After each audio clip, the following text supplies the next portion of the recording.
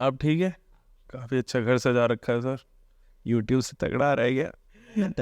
मैंने तगड़ी है। चलो स्टार्ट करते हैं। वेलकम गाइस, स्वागत है एक और नई वीडियो में। हेलो दोस्तों, स्वागत है एक नए पॉडकास्ट में। और आज अमित जी खाली बैठे हुए थे। मैंने कहा हेलो क्या कर रहे हो? तो उन्होंने बोला कुछ नहीं, अभी बीवी घर पे नहीं है, पराठे बना रहा था।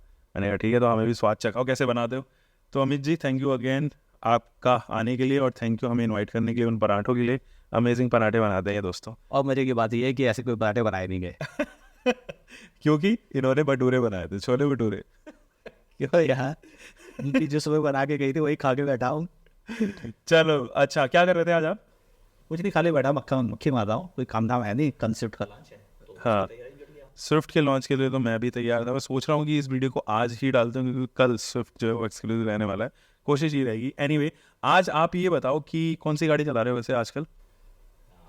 इस समय नेक्सॉन है और पंच आने वाली है ईवी।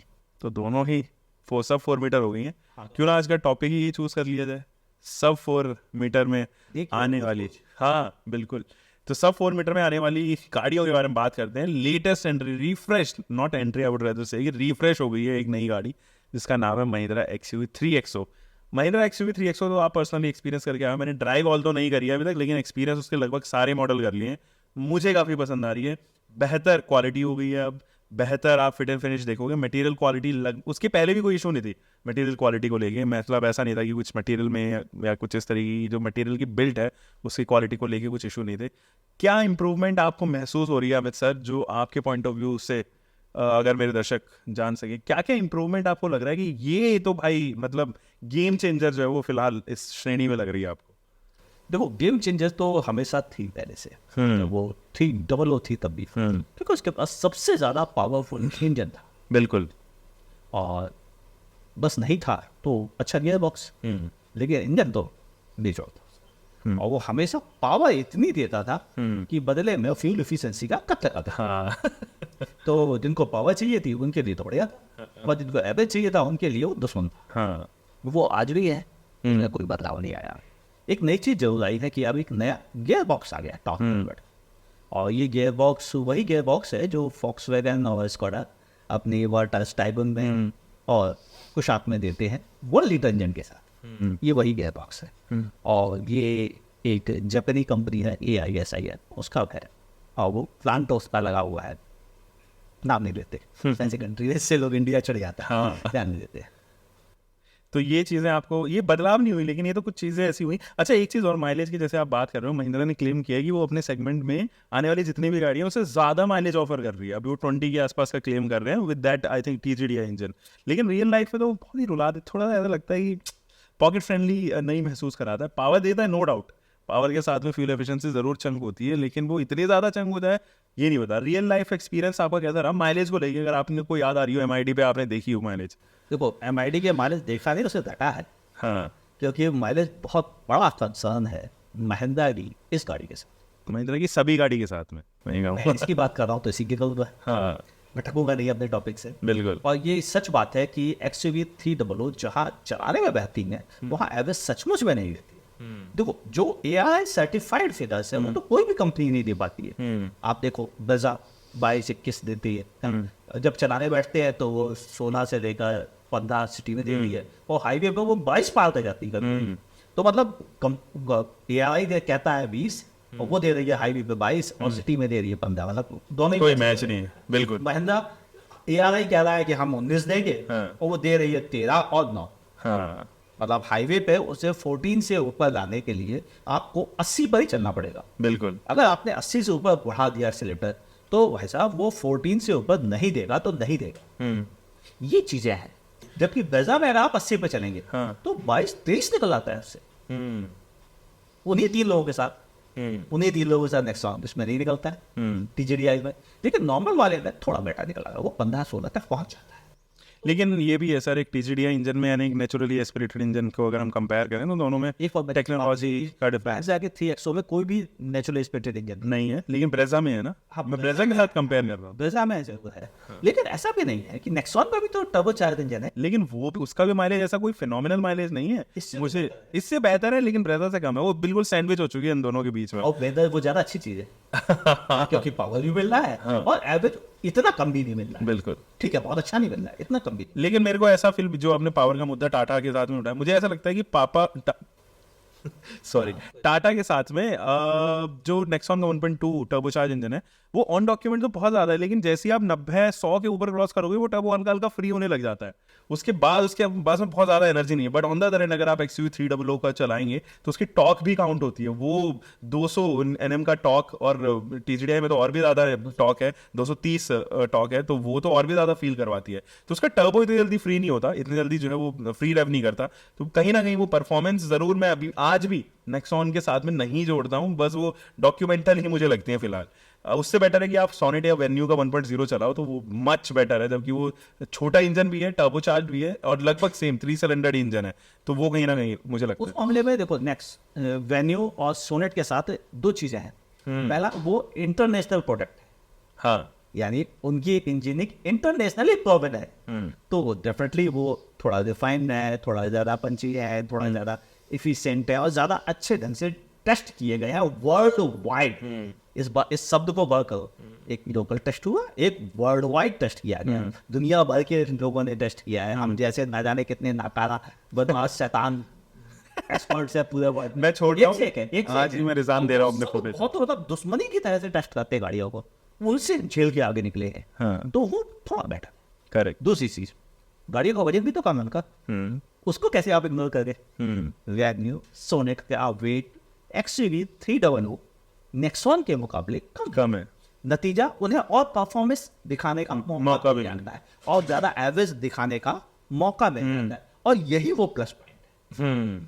चलो ठीक है, ये परफॉर्मेंस वाला, इंजन वाला जो है वो मुद्दा, वैसे स्टेबल भी बहुत है वो XUV 3XO, मतलब प्लांटेड लगते हैं। मुझे लगता है सेकंड में आने वाली जितनी भी गाड़ियां सबसे ज्यादा प्लांटेड ऑन रोड आप उसको कह सकते हो। अभी भी बहुत स्टेबल, मतलब ऐसा मजबूती से ग्रिप पकड़ के बैठी हुई है, लगता है सड़क पे जरा भी नहीं हिल रही है, बिल्कुल।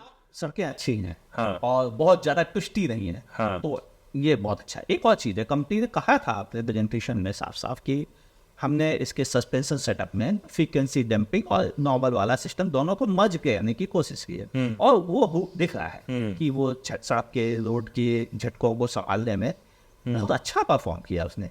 हाँ, कंपनी ने ये भी कहा कि उन्होंने बॉडी रोल पे काम किया है। अरे कि वो बात उतनी हजम नहीं हुई चलाते समय, क्योंकि हमने तो उसे 150 पे भी टर्न लेके चेक किए हैं, तो मुझे पता है कि कहाँ वो क्या क्या अटका है। और सीधी सच्ची बात कहूँ तो जाके वीडियो देख लेना तो आपको पता चल जाएगा हम कहाँ का झील के नीचे और पता नहीं कहाँ का लेके गए गाड़ी को। बिल्कुल। और उसने सच बताया कि ये है थोड़ा सा।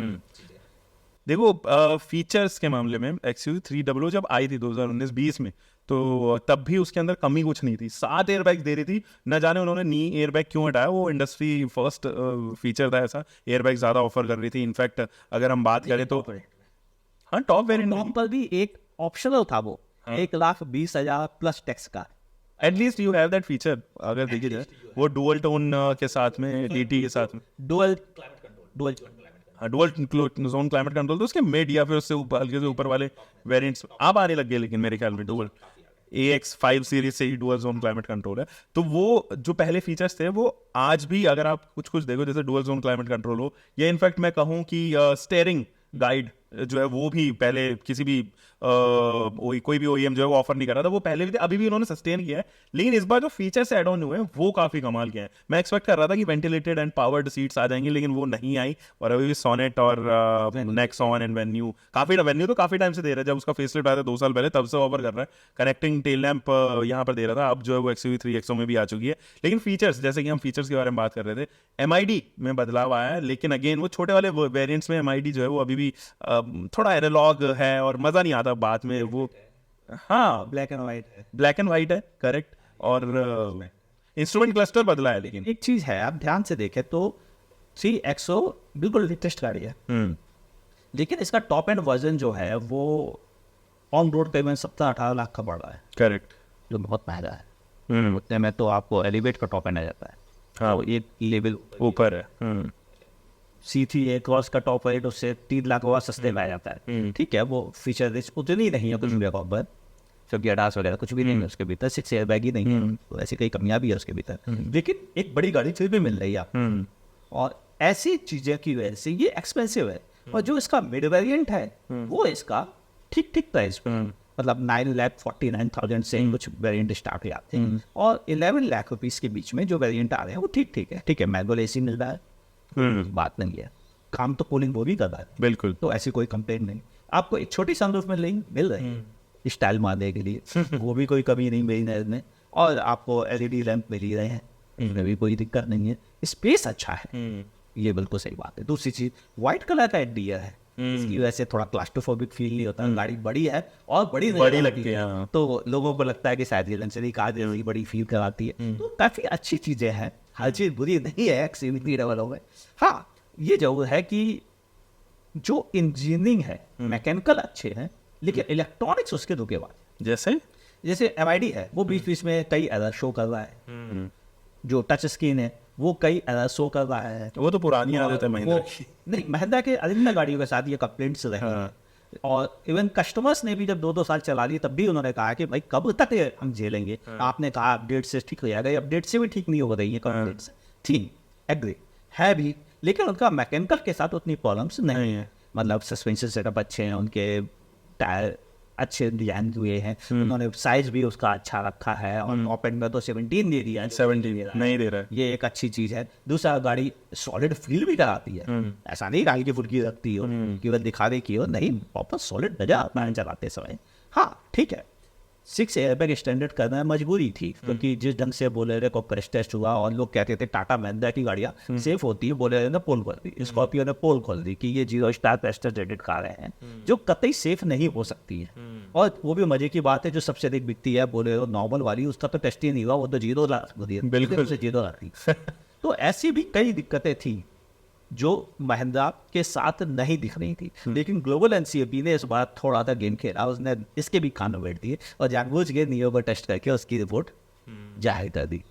तो ये चीज़ें हैं। हाँ, XUV3XO का अगर टेस्ट होगा तो ये 4 और 5 स्टार, 5 तो पहले भी था सर, इसके बाद वो पुराने प्रोटोकॉल पर था और स्पॉन्सर्ड था। हाँ। ग्लोबल एनसीएपी पे स्पॉन्सर्ड होते हैं 5 स्टार, 4 से ऊपर मिल नहीं सकते आप, बिल्कुल। तभी मिलेंगे जब आप स्पॉन्सर्ड साइड क्रैश टेस्ट करवाओगे, विला वाला क्रैश टेस्ट कराओगे, तभी आपको 5 मिलेंगे, वरना 4 के ऊपर नहीं ऑप्शन है उनके। और इसीलिए अगर आपको याद हो, बेजा 4 के बाद रुक दी गई, उसे 4 से ऊपर नहीं मिले, मैनेजर को 4 से ऊपर नहीं मिले, आपको थार का स्पॉन्सर्ड था, थार को फिर भी 4 इसके मिले। अलावा मैग्नाइट, काइगर, इन सबको 4 से ऊपर नहीं मिल पाए, क्योंकि ये स्पॉन्सर्ड नहीं थे टेस्ट। तो स्पॉन्सर्ड टेस्ट होने पर ही 5 मिल सकते हैं, लेकिन थार इकलौता ऐसा प्रोडक्ट था जिसका क्रैश टेस्ट स्पॉन्सर्ड था, लेकिन स्पॉन्सर्ड होने के बावजूद वो 4 ही रह पाई। ठीक है, कोई बात नहीं, फिर भी वो जिस तरह की गाड़ी है 4 अच्छे है। वैसे भी लाइफ स्टाइल व्हीकल में कोई क्रैश टेस्ट रेटिंग के लिए भागता नहीं है, सही बात। कि वो दूसरे पर्पज के लिए डिजाइन किया व्हीकल, अगर वो 3 भी आता तो भी मेरे लिए अच्छा था, तो अगर वो स्पॉन्सर्ड 4 है तो भी ठीक भी है, कोई बुरा नहीं है। यहाँ पर XUV300 की बात करें तो ये एक बढ़िया है, ये मुझे मालूम है कि ये 4-5 आराम से 5 मुझे तो 5 अभी भी लगता है कि वो ले जाएंगे। आपको लगता है, मेरा मानना है कि भारत एनकैप में स्पॉन्सर्ड क्रैश टेस्ट नहीं हो सकता। हाँ। चाहे आपको 5 मिले चाहे 4 मिले। लेकिन उनकी पॉलिसी भी ये नहीं है ना कि 4 के बाद आप बिना स्पॉन्सर्ड के नहीं कर सकते हो। ग्लोबल एनकैप जब नहीं है तो फिर दैट मींस कि एक्चुअली यहाँ पे ईमानदारी से आपको दूसरी चीज, कॉम्पिटिटर नहीं टेस्ट कर सकता गाड़ी, अरे वाह दिस इज नाइस। ये अच्छी चीज है। भारत एनकैप में अगर टाटा को गाड़ी टेस्ट करानी है तो टाटा अपनी गाड़ी भेजेगा, महिंद्रा को टेस्ट करानी है महिंद्रा अपनी भेजेगा, मारुति को टेस्ट करानी है तो मारुति अपनी गाड़ी भेजेगा, और अगर रेनो को करानी है रेनो अपनी भेजेगा। अब ऐसा नहीं कर सकता है कि फोर्ड आके बोले कि भाई साहब ये लो शेवरले की गाड़ी से टेस्ट करके दिखा दो, चाहे पैसे ले लो हमसे।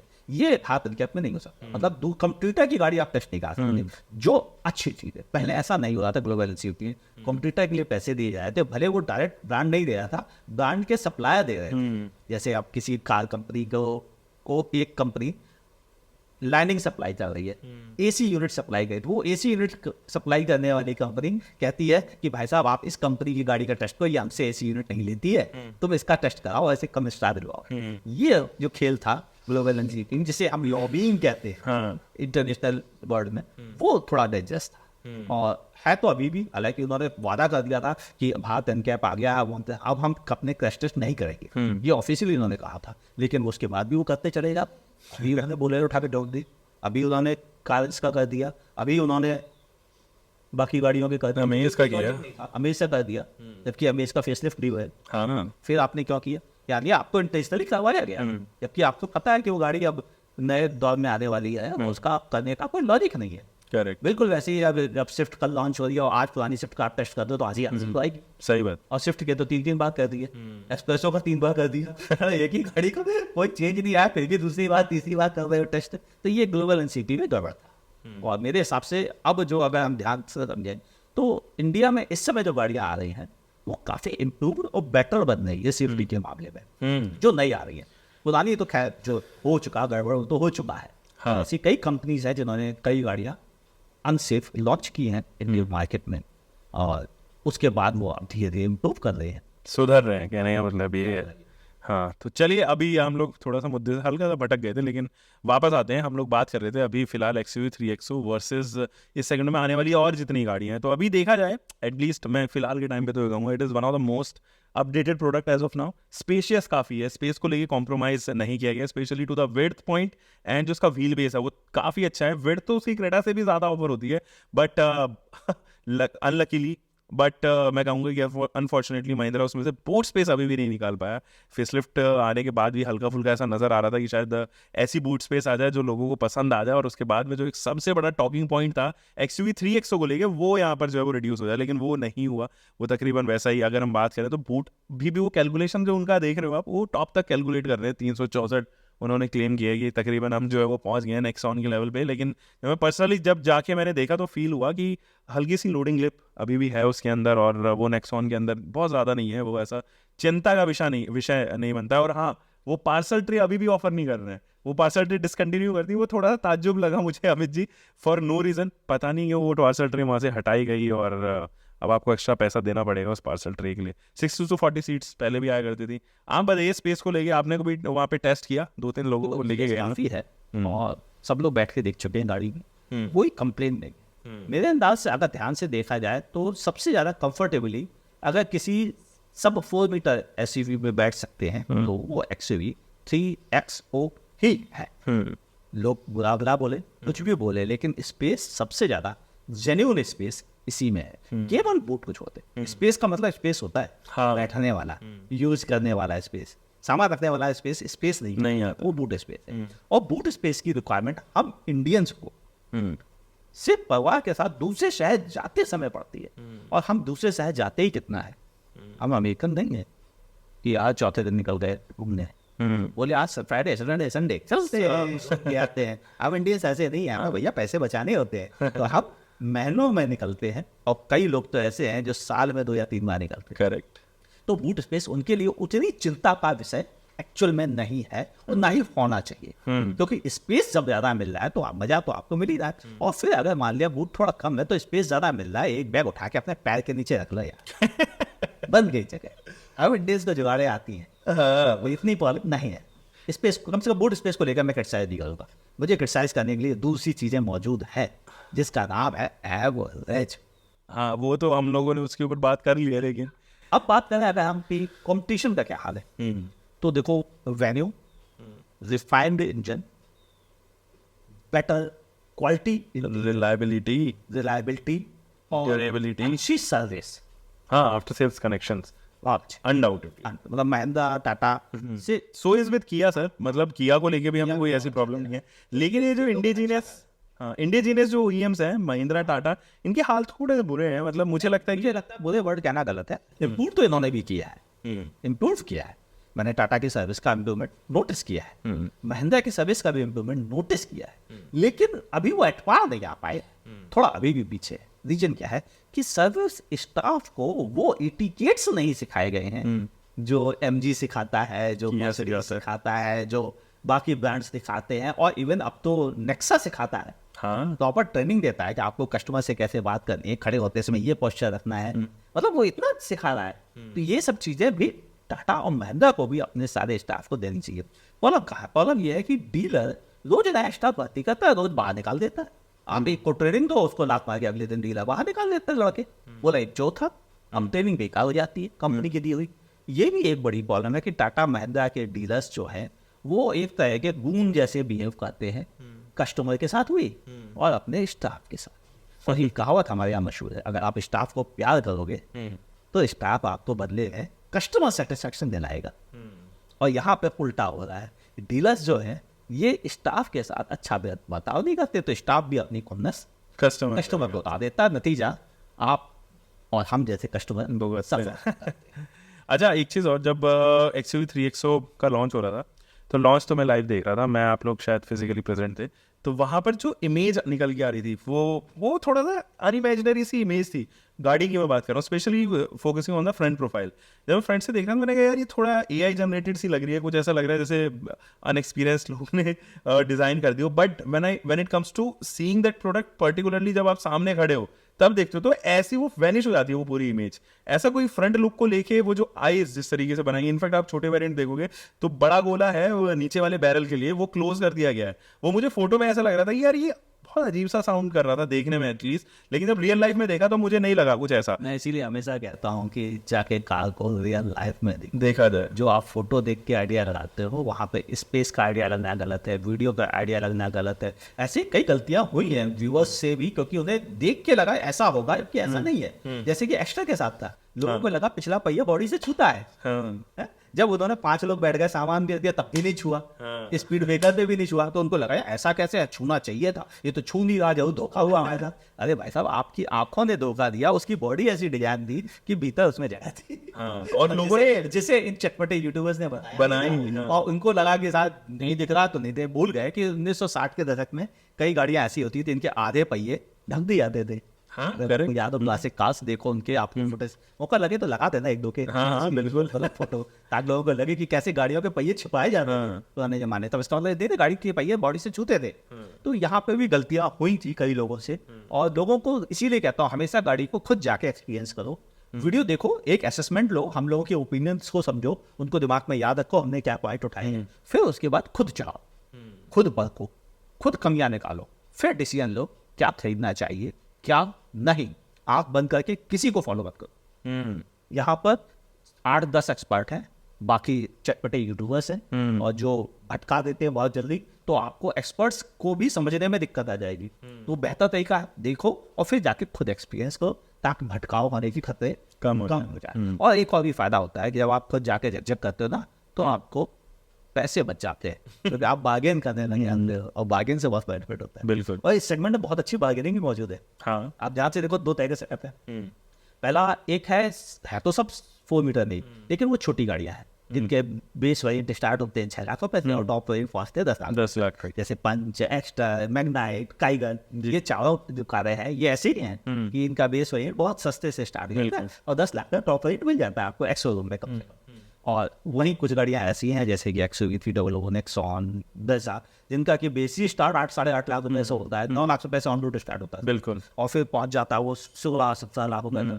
तो ये भी है तो दोनों ही सब 4 मीटर, लेकिन उसके बाद जो दोनों में चेंज है। और मेरे हिसाब से जो सब 4 मीटर का सस्ता सेगमेंट है 10 लाख वाला, वो ज्यादा समझदारी का डील है, क्योंकि वो एवरेज भी अच्छा दे रहा है, स्पेस भी खूब दे रहा है, पैसे भी बचा रहा है, पैसे माइलेज भी कंपैरेटिवली ज्यादा है, माइलेज भी अच्छा दे रहा है। अगर आप एग्जांपल लो तो पंच एक्स्ट्रा, नेक्सॉन दोनों से अच्छा एवरेज देती है, बिल्कुल देगी आप। और अगर आप एक्स्ट्रा की बात करो तो एक्स्ट्रा भी वेन्यू और सोनेट और ब्रेजा के बराबर एवरेज दे पा रही है। बिल्कुल। और बल्कि इवन कुछ मामले में तो ज्यादा ही देती है। एंड एक चीज और है, जितनी छोटी गाड़ी उतना आपको देखा OEM जनरली जो है वो ऑल्टरनेट फ्यूल ऑप्शन उसके साथ में ऐड ऑन करते हैं। CNG तो CNG मिलेगा आपको, पंच में भी, एक्सेल में भी मिलेगा, जबकि बाकी बड़ी गाड़ियों में गिनी चुनी एक केवल एक ब्रेजा है और एक ग्रैंड विटारा, वो भी ऊपर सेगमेंट की गाड़ी होगी। बट इस सेगमेंट में हाँ डेफिनेटली टाटा मैं देख रहा हूँ बहुत ही एग्रेसिवली ऑल्टरनेट फ्यूल ऑप्शन को प्रमोट कर रहा है, और फ्यूल टाइप को भी। इनफैक्ट आप पावर ट्रेन देखोगे तो वो भी EVs में लेके आ रहा है, पंच लेके आ गया, वो टाटा टियागो को देखो, टिगोर थी पहले, अभी एल्ट्रॉस की भी संभावना है कि शायद इस साल या अगले साल तक जो है वो EV में आ जाए। तो हैरियर तो आने ही वाली है उनकी अगले साल तक। मेरा मानना है कि जो SUV सेगमेंट मार्केट है, हाँ, जिसमें कि ये सब वाला है, मतलब एक सब 10 लाख और एक अबाउट 10 लाख वाला मार्केट, जो फुल मतलब कॉम्पैक्ट SUV वाला है सब 4 मीटर में, जिनमें कि नेक्सॉन वगैरह है। तो ये सेगमेंट जो है ये कॉम्पिटिटिव बहुत हो गया है। हाँ डेफिनेटली। नेक्सॉन बहुत अच्छा परफॉर्म कर रही है, ब्रेजा बहुत अच्छा परफॉर्म कर रही है। लास्ट ईयर 23 की नेक्सॉन टॉप सेलर थी, और इस बार जरूर मैं पीछे थोड़ा सा पीछे आई, 11,000 यूनिट थी उसमें लास्ट मंथ, लेकिन ब्रेजा, वेन्यू, सोनेट ये भी अच्छा परफॉर्म कर रही है। 300 उतना अच्छा परफॉर्म नहीं कर रही थी, लेकिन अब वो 3XO के साथ आई है, और हम इसके साथ भी उम्मीद रखते हैं कि थोड़ा अच्छा परफॉर्म। बिल्कुल। लेकिन एक चीज़ है कि इसकी सप्लाई अभी मई में स्टार्ट होगी। 26 मई से वो डिलीवर कर रहा है। हाँ, तो अभी बहुत वक्त है कि लोगों को XUV 300 को एसेस करने का मौका है। एक चीज़ है महिंद्रा के साथ सबसे बड़ी -20 में कह दूँ, वो ये कि वो बेस वेरिएंट कभी सप्लाई नहीं करते। हाँ वो उन्होंने थार का जो बेस वेरिएंट अनाउंस किया था लॉन्च में, अगर आपको याद ना हो तो लॉन्च वीडियो देख लेना, वो बेस वेरिएंट आज तक कभी एक भी पीस नहीं बेचा गया। महिंद्रा ने स्कॉर्पियो एन का बेस वेरिएंट भी अनाउंस किया था, वो शायद 16 महीने बाद पहले ही सप्लाई हुई उसकी। हाँ मतलब लॉन्च हो गए 16 महीने निकल गए और पहला पीस उसके बाद मैन्युफैक्चर किया, मतलब मैन्युफैक्चर किया और उसके बाद भी गिने चुने 100 पीस बनाए होंगे, 400 पीस, और उसके बाद से रोक दिया उसको। तो महिंद्रा बेस वेरिएंट केवल पैसे दिखाने के लिए, मतलब उसकी प्राइस अनाउंस करने के लिए बताता है और उसे बनाने से बचता है। अगर आपको याद हो जब उसने XUV 7 अनाउंस की थी कि 4,32,000 शायद, मुझे ऐसा याद आ रहा, उतने से स्टार्ट होगी 2020 के आसपास, 19-20, और 11 लाख से लोग दंग रह गए क्या हो गया। लेकिन जब एक्चुअल खरीदने पहुंचे तो पता पड़ा वो वेरिएंट तो आते ही नहीं है, जो आते हैं वो 18 लाख से स्टार्ट हो रहे थे ऑन रोड, और टॉप एंड वेरिएंट तो 32 लाख का है। 11 लाख और 32 लाख में जमीन आसमान का अंतर है। तो महिंद्रा ये बड़ा अच्छा गेम खेलता है कि लोगों की साइकोलॉजी देख मेरी सस्ती से आ रही है, बहुत सस्ती है, बहुत सस्ती है, लेकिन जब खरीदने आता तो कहता सस्ती वाला तो मिल रही है, ये वाला ले लो। तो ऐसे बेच लेता है, और ये स्मार्ट प्लेइंग मार्केटिंग स्ट्रेटेजी है, और मेरे हिसाब से स्ट्रेटजी उसकी अभी तक तो सक्सेसफुल है। हालांकि कस्टमर और व्यूअर्स जान चुके हैं और हम जैसे एक्सपर्ट्स तो रट चुके हैं। क्या हमें पता है कि 3 गाड़ी एग्जाम्पल है जिनमें उन्होंने बेस वेरिएंट एक्चुअल में कस्टमरों को नहीं किए, अनाउंस करने के लिए केवल। लेट्स सी इस बार क्या पता वो प्रोडक्शन करें MX-1 का, यू नेवर नो। का प्लान मिला है, जो हिंट मिला है प्लांट की भीतर से और जो मैनेजमेंट टीम से मिले हैं हिंट, उस हिसाब से ये कि वो टॉप वेरिएंट सबसे पहले मैन्युफैक्चर करके सप्लाई करेंगे, और अपना जो MX-3 वेरिएंट उसका प्रो वर्जन है उसको ज़्यादा जो प्रमोट करेंगे, वो एक्चुअल में प्राइसिंग में बड़ा अच्छा सेट प्राइसिंग पर है। इनफैक्ट X5 भी दिया है, वो बहुत अच्छा वर्जन है, और शायद वो उस पर फोकस ज़्यादा रखेंगे। एडास वाले पे ज़्यादा फोकस रहेगा ताकि मार्केट में गुडविल बनाई जा सके। ये 1-2-3 चीज़ें अच्छी काम है। और वैसे भी एडास की बात की जाए तो केवल 3 कारें तो है सीधी जो एडास के साथ आ रही है, वेन्यू, सोनेट एंड 3XO। लेकिन 3XO प्रो है इस मामले में, L2 है ना, कुछ कमियां हैं जैसे कि लेन की बस वगैरह जैसे वो उतना वैसे नहीं वर्क करते। दूसरा एक चीज़ और भी है कि इन्होंने कुछ फीचर्स मिसिंग भी है जो बहुत अच्छे से नहीं काम कर रहे हैं। कहने को तो ठीक है कि आपने सेम एडास यूज किया है, मोबिल आई कंपनी है, उसका एडास सिस्टम यूज हो रहा है, और हालांकि मुझे कंपनी से कोई शिकायत नहीं है, ठीक है काम कर रहा है, बस अभी थोड़ा सा एल्गोरिथम उसका सेटल नहीं है। तो मैंने ये ड्राइव करते समय नोटिस किया कि स्कूटर आ रहा है तो नहीं रुक रहा है, वो गाड़ी धीमी हो रही है, जबकि एक लॉरी आ रही है तो धीमी हो रही है, एक बड़ी कार SUV आ रही है तो धीमी हो रही है, आल्टो जैसी कार अगर सामने आ रही है तो जल्दी धीमी नहीं हो रही है, बिल्कुल पास पहुँच के धीमी हो पा रही है। तो ऐसी कुछ छोटी छोटी सी चीज़ें हैं जो अभी और फाइन ट्यून हो जाएंगी समय के साथ, क्योंकि इसमें मशीन लर्निंग भी होती है और आर्टिफिशियल इंटेलिजेंस का भी इस्तेमाल होता है डास में, तो ये चीज़ें धीरे धीरे सीख सीख के खुद ही अपने आप इम्प्रूव हो जाती हैं। तो मुझे मालूम है कि ये चीज़ें अगले 3 से 5 महीने में बढ़िया हो जाएगी, तो उसकी कंप्लेंट नहीं करनी चाहिए, ये मुझे पता है। सो हैपेंड विद XUV 700, अभी उसको एडास को लेके जो है कोई इश्यूज नहीं आ रही है, जबकि सेम ही सेटअप इस्तेमाल कर रहे हैं वो XUV 3XO के अंदर भी। सो ये तो थे हमारे कुछ इनपुट्स, मुझे लगता है काफ़ी लंबा खींच दिया हमने, और कंक्लूड करने में अगर हम बात करें तो डेफिनेटली एक वर्दी डिसीजन रहेगा आपका अगर आप XUV 3XO खरीद रहे हो, बट अगर आपको एक ऑल्टरनेट ऑप्शन भी ढूंढना है तो मुझे लगता है सोनेट एंड वेन्यू ये दोनों ही कमाल के ऑप्शन है। Nexon is also a good option, और अगर आपको रिलायबिलिटी की परवाह है, अगर ड्यूरेबिलिटी चाहिए, आपको बहुत अच्छा प्रोडक्ट चाहिए, तो महिंद्रा तो मारुति सुजुकी ब्रेजा एक फॉरएवर चॉइस आपके लिए रहनी चाहिए। आपको हर कोने पे जो है वो उसके मैकेनिक्स मिल जाएंगे जो जानते होंगे मैकेनिक्स, और जो है वो उन्होंने सीखा ही होगा एक्चुअली मारुति सुजुकी के प्रोडक्ट के साथ में। तो मारुति सुजुकी प्रोडक्ट इन मामले में, मेंटेनेंस के मामले में, या फिर मैं कहूँ कुछ ऐसी चीज़ें तकनीकी चीज़ों के मामले में जो है वो काफ़ी रिलाय। कंप्लीट करो मैं अपने पॉइंट, तो मैं ऐसा करूँगा कि अगर आपको हाईवे चलना है और थोड़ा सा एवरेज भी चाहिए तो नेक्सॉन सबसे बेस्ट ऑप्शन, सेफ्टी में कोई कॉम्प्रोमाइज़ नहीं। अगर आपको लो मेंटेनेंस, अच्छी रीसेल वैल्यू और नो नॉनसेंस प्रोडक्ट चाहिए तो ब्रेजा बहुत अच्छा प्रोडक्ट, ये एवरेज भी मिलेगा, अच्छी इंजीनियरिंग भी मिल जाएगी, अच्छी सेफ्टी भी मिल जाएगी, और आपको साथ में अच्छा रीसेट भी मिल जाएगा। और अगर आपको एक सिटी में चलने के लिए फीचर रिच कार चाहिए, ये पावर सीट हो, वेंटिलेटेड सीट्स हो, सब सारे अच्छे, और वो फीचर्स अच्छे काम भी करते हो, धोखा ना देते, तो मेरे हिसाब से ज़्यादा समझदारी का डील ओवर वेन्यू इस मामले। और अगर केवल आपको इंजन की पावर चाहिए तो आपको स्पेस भी सर। हाँ स्पेस, सॉरी मैं इसको कैसे भूल गया, 3XO से बेहतर दूसरा कोई ऑप्शन नहीं है। आप बंद को इस गाड़ी के साथ तभी जाओ जब आपको एवरेज ना चाहिए हो, रीसेल ना चाहिए हो, बूट स्पेस ना चाहिए हो, और केवल परफॉर्मेंस चाहिए हो। एडास चाहिए हो, सेफ्टी चाहिए हो, या स्पेस चाहिए। एडास का मतलब एडास तो सिर्फ टॉप में ही मिलेगा, लोअर वाला क्या करेगा? तो सर गाड़ी तो गाड़ी है ना, हम इस हिसाब से जज नहीं कर रहे हैं ना कि लोअर के हिसाब से या अपर के हिसाब तो से। एडास तभी काम आता है जब आप 18-19 लाख रुपए खर्च कर, 18-19 लाख खर्च करने हैं तो एलिवेट में भी तो एडास आता है। एलिवेट में 18 में अगर उसका पड़ रहा हो तो, क्योंकि उन्होंने अभी प्राइस 6 एयरबैग स्टैंडर्ड हो गए तो हाँ नहीं उसके लिए आपको एक्स्ट्रा पे करना पड़ेगा। ऑप्शनल वर्जन आए हैं उसके हर एक वेरिएंट के साथ। लेकिन है मौजूद है, मौजूद है। वो इतना ज़्यादा अमाउंट नहीं है, हाँ ज़्यादा अमाउंट नहीं है, कुछ ऐसा ही है। उनकी प्रेस रिलीज जब देखी वो थी। अच्छी हो जाता है, बिल्कुल। इसे कहते हैं ना स्मार्ट रीड। लेकिन वो आप देखोगे तो आपको रियलाइज होगा कि जैसे ही क्रैश टेस्ट हुआ उसके तुरंत बाद उन्होंने ये लॉन्च किया है, उससे पहले नहीं। अमेज का जैसे क्रैश टेस्ट हुआ उसके बाद ये लॉन्चेस हुए हैं। एक्चुअली मैं बताऊँ, मैं तो ये गाड़ी मैन्युफैक्चर पहले हो चुकी थी, सप्लाई होने लगी थी, नहीं उन्होंने कुछ ऐसा फीचर, इसलिए अनाउंस नहीं किया। तो ये दिस इज नॉट फैक्ट्री में तो बनने लगी थी ना, फैक्ट्री में तो एक दिन पहले तो बनती है, नहीं एक दिन पहले नहीं फैक्ट्री में तो एटलीस्ट। कई महीनों पहले से प्रोसेस स्टार्ट हो जाते हैं। तो पहले से स्टार्ट हो गए थे, और मुझे जानका बताते समय संकोच नहीं होगा कि एलिवेट को भी टेस्ट किया जा चुका है, अच्छा उसको अनाउंस नहीं किया गया। अभी अनाउंस नहीं किया गया। जीएन गैप में है भारत में।